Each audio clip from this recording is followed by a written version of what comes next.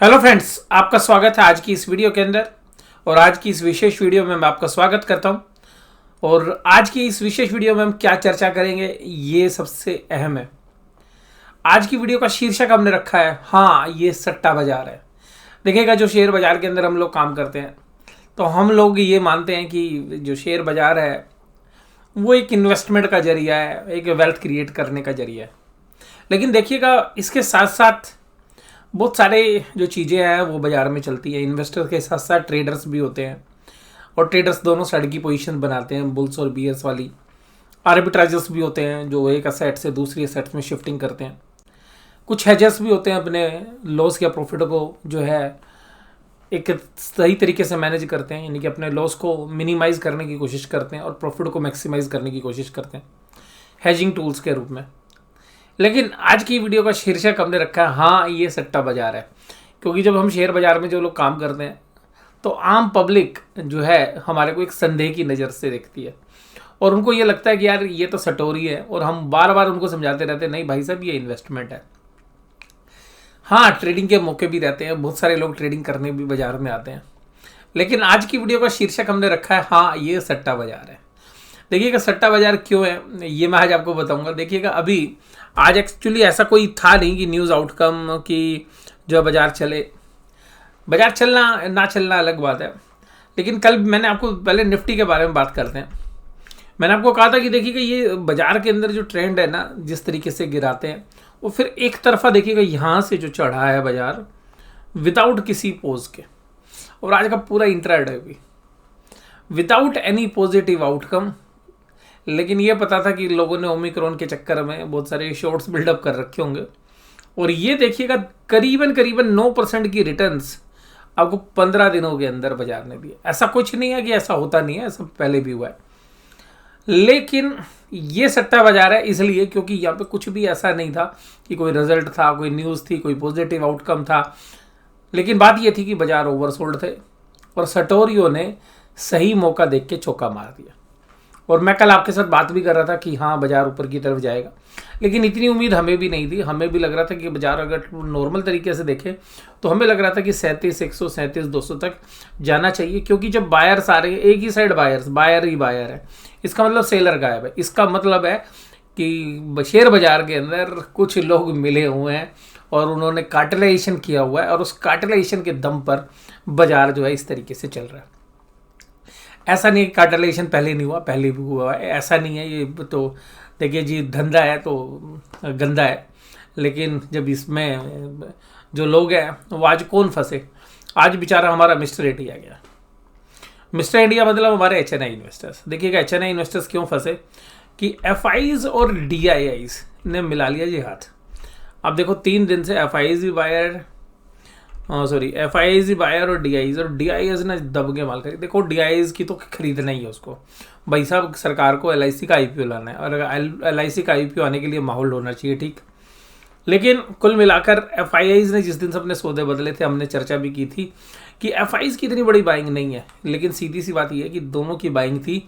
और जो हमारा HNI इन्वेस्टर्स है, जनरली जो हाई नेटवर्थ इन्वेस्टर्स है, उन्होंने पीछे काफ़ी शॉर्ट्स बना रखे थे। तो उन्होंने इस महीने की जो ऑप्शंस हैं वो सब, जो भी कॉल राइटर्स थे वो सब बर्बाद कर दिए।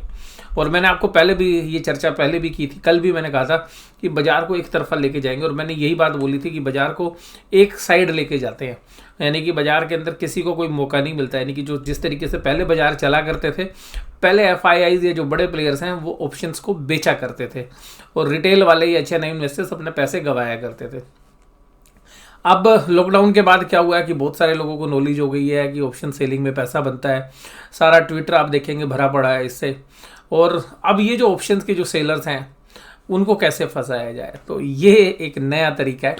तो कुल मिलाकर जो ऑप्शन सेलर्स हैं, हालांकि उनके पास भी स्टॉप लॉस एक मौका होता है, लेकिन जब गैप अप और या गैप डाउन ओपनिंग होती है तो जनरली जो है आयरन बटरफ्लाई, आयरन कॉन्डर वाले जो लोग हैं वो तो फिर भी थोड़ा बहुत प्रोटेक्ट कर लेते हैं out of the money, security guard जो है पुट या कॉल खरीद के।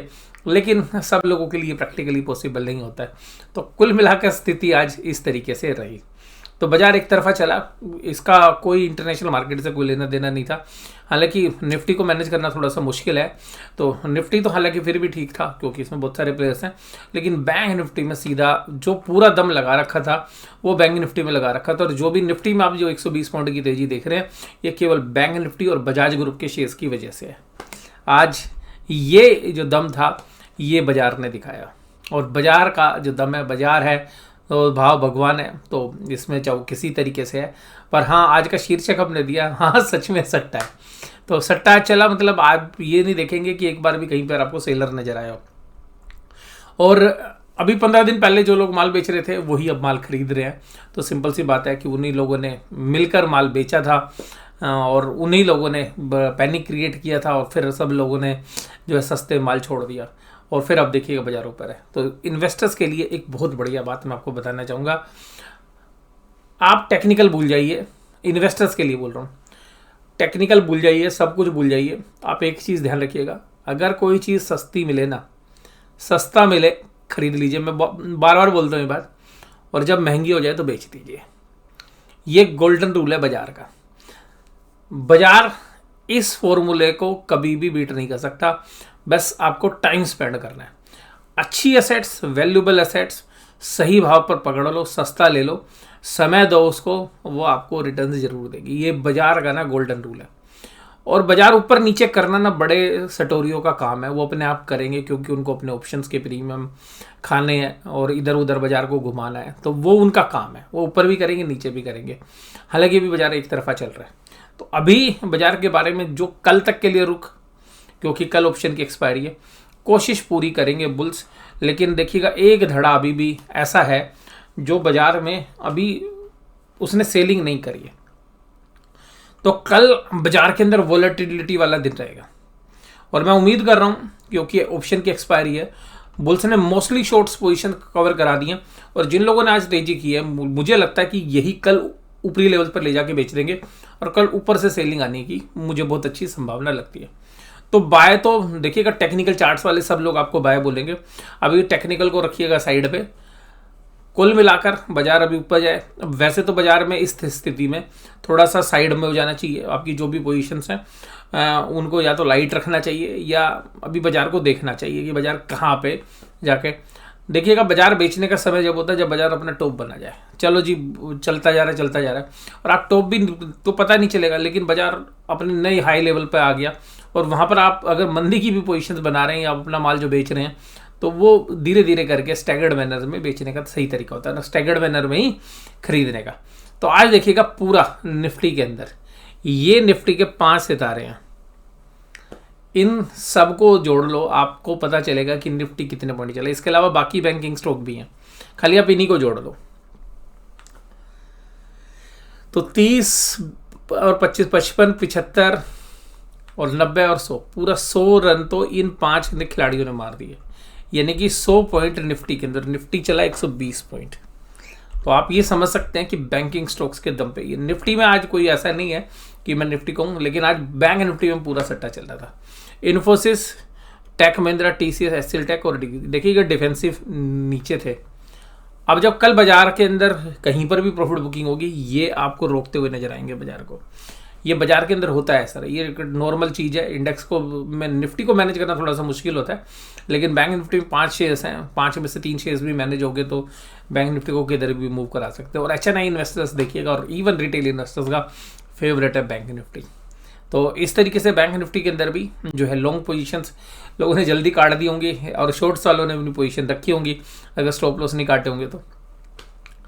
अब ये है NSE का एडवांस डिक्लाइन। NSE का advance decline neck to neck है, लेकिन वैसे निफ्टी 900 पॉइंट चला है आज।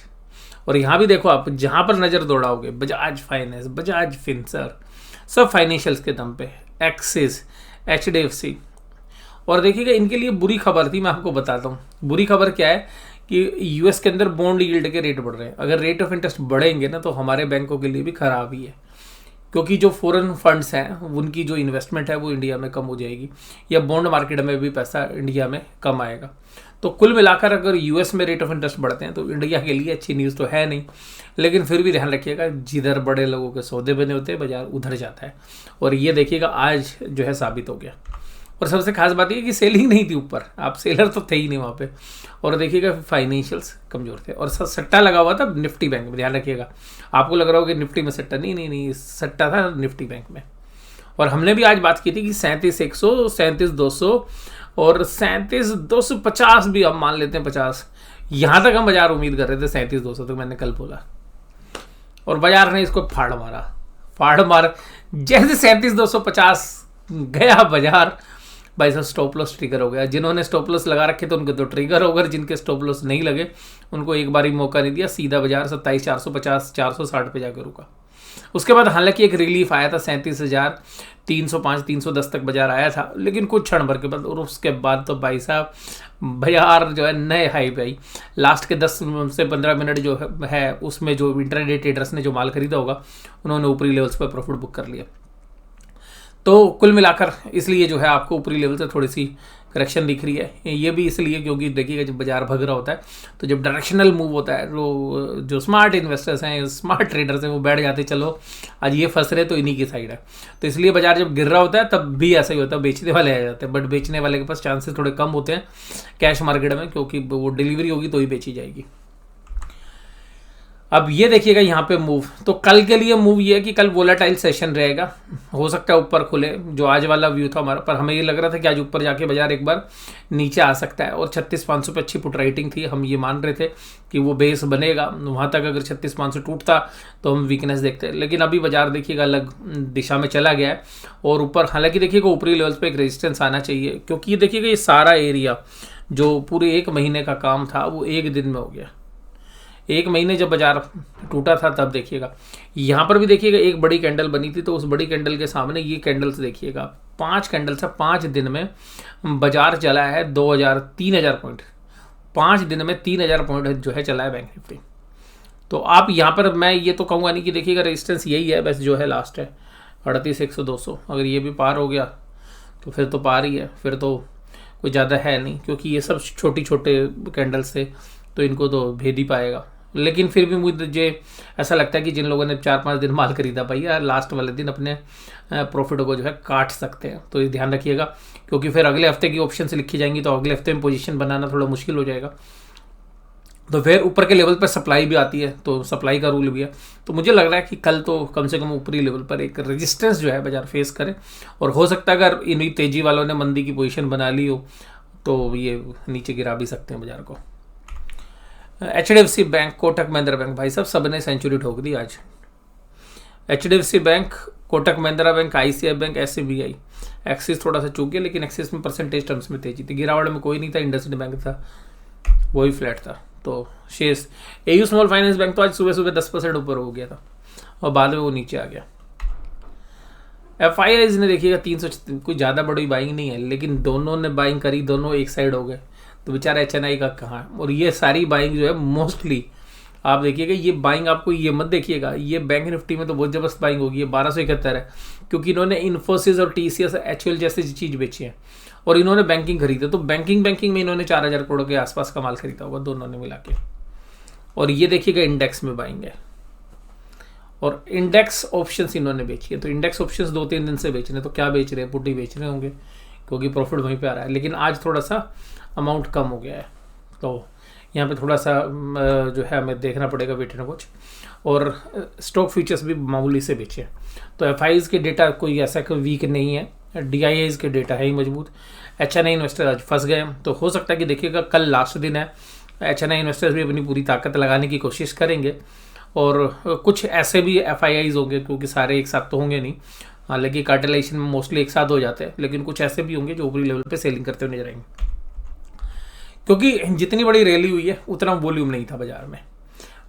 देखिएगा एवरेज वॉल्यूम से ऊपर था आज कोटक महिंद्रा बैंक, एवरेज से ऊपर था, सुपर डुपर वॉल्यूम नहीं था। एक्सिस में एवरेज वॉल्यूम के आसपास था। HDFC बैंक का 3 महीने का एवरेज वॉल्यूम था।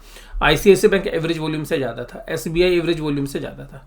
तो एवरेज वॉल्यूम से तो ज़्यादा थे, बट जो 900 पॉइंट की रैली है उतना वॉल्यूम नहीं था। उसके बाद अगर हम बात करें पुट कॉल रेशो की, तो बैंक निफ्टी में तो पुट कॉल रेशो 1 से ऊपर आ गई है। निफ्टी में, बैंक निफ्टी में अभी रह रही है, तो हो सकता है कि बैंक निफ्टी को भी कल और खींचने की भी कोशिश की जा सकती है। ये 6 तारीख के डेटा हैं, तो कल हालांकि दिन के बाद जो है स्थिति बदल सकती है। हमें लगता है कि ऊपरी लेवल्स पर एक बार सेलिंग आ सकती है। पुट कॉल रेशियोज देखिएगा 17,900 निफ्टी में बन गया है बेस। मैंने कल बोल रहा था कि यहाँ पे अच्छी जबरदस्त पुट रेटिंग है 17,800, कल 17,700 की बात कर रहा था। तो ये तो शायद अब टूटने वाला नहीं है। 17,900 तो शायद हो सकता है एक बार टूट जाए, लेकिन 17,800 तो एक बेस बन गया है। 1,18,000 कॉन्ट्रैक्ट है। 18,000 टूटना भी देखिएगा इतना आसान नहीं है। 1,38,000 कॉन्ट्रैक्ट है, तो इसको कल एक रेजिस्टेंस जो है 18,000 पे हम मान सकते हैं कि फेस होगा। और बैंक निफ्टी के अंदर भाई कॉल रेटिंग है ही नहीं। 38,000 पे कॉल रेटिंग है, 72,000 कॉन्ट्रैक्ट। अच्छा, ये तो नोटिस ही नहीं किया हमने। ओहो, चलिए जी एक चीज़ बताते हैं बढ़िया। थोड़ा सा बियर्स के लिए थोड़ा सा सावधानी वाला समय आ रहा है। कल ऊपरी लेवल पर सेलिंग नज़र आ सकती है। रीज़न ऑप्शन चेन में दिख रहे हैं। 38,000 पे 72,000 कॉन्ट्रैक्ट है, 37,900 पे 29 है, 37,800 पे 41,000 कॉन्ट्रैक्ट्स हैं ऐड हुए। लेकिन पुट की साइड में 37,500 पर 63,000 ही ऐड हुए, जो यहाँ पर 38 के सामने 72,000 के सामने कम है। और टोटल ओपन इंटरेस्ट 63,000 है। तो कल अगर आपको 37,500 टूटता हुआ नजर आ जाए, क्योंकि ये एक अहम लेवल है, तो फिर हो सकता है कि हम 37,000 के आसपास भी पहुंच सकते हैं, क्योंकि एक लंबी रैली हुई है। तो जो बड़े प्लेयर्स के पास 5 दिन का बड़ा मोटा प्रॉफिट है और तकरीबन 10% इंडेक्स में प्रॉफिट है बैंक निफ्टी में, तो हो सकता है कि वो जब प्रॉफिट बुक करने आए तो 1.5 से 2% तक बैंक निफ्टी ऊपर से नीचे आ सकता है। ये हमारी प्रेडिक्शन है, लेकिन मैं फिर भी आपको बोलूंगा कोई भी ट्रेड ले तो अपना फाइनेंशियल एडवाइस सलाह लेने की बात करें। मैं ये वीडियो जो आपको बता रहा हूँ ये केवल एजुकेशनल पर्पजेस के लिए बता रहा हूँ, और मैं बिल्कुल ठीक हूँ ऐसा भी कोई ज़रूरी नहीं है। बाजार में अगर हम 70% भी ठीक हो जाएँ और स्टॉप लॉस अपने सही समय पर काट लें, तो बाजार में जो है ट्रेडिंग में भी अपार संभावनाएं जो है रहती है। और कुल मिलाकर ये एनालिसिस आज का खुले दिल से आपके साथ किया। जो मुझे अनुभव हुआ वो मैंने आपके साथ जो है साझा किया। और कुल मिलाकर जो है बाजार पिछले महीने के विपरीत, और जो पिछले महीने में गिर रहा था, तो इस महीने जो है देखिएगा 2022 के अंदर जो तेज़ी आई है वो बेइंतहा तेज़ी है। और लोग बात भी कर रहे थे कि FIIs आएंगे तो बाजार के अंदर खुशियाँ लौट आएंगी। FIIs ने देखिए बाइंग भी शुरू कर दी है, लेकिन जितनी बाइंग है उसके सामने बैंक निफ्टी तो कहीं बहुत ज़्यादा चलता हुआ नज़र आ रहा है। तो कुल मिलाकर आज की चर्चा यहीं पर। बट जो आपके व्यूज़ हैं वो ज़रूर बताइएगा मुझे। अगर आपकी भी कोई बैंक निफ्टी में कोई पोजीशंस थी और आपने उसमें क्या किया, तो ज़रूर से ज़रूर कमेंट बॉक्स में बताइएगा। वीडियो देखने के लिए धन्यवाद। Thank you very much.